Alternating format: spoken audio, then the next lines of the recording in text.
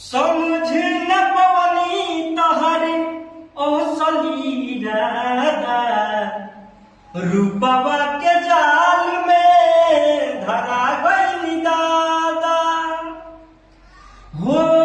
समझ न पवनी तहर असली इरादा, रूपवा के जाल में धरा गई दादा।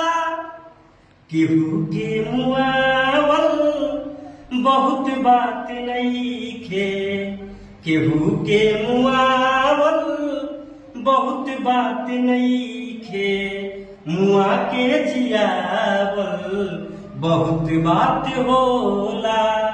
सनहिया लगावल बहुत बात नइखे, नजरिया चुरावल बहुत बात होला।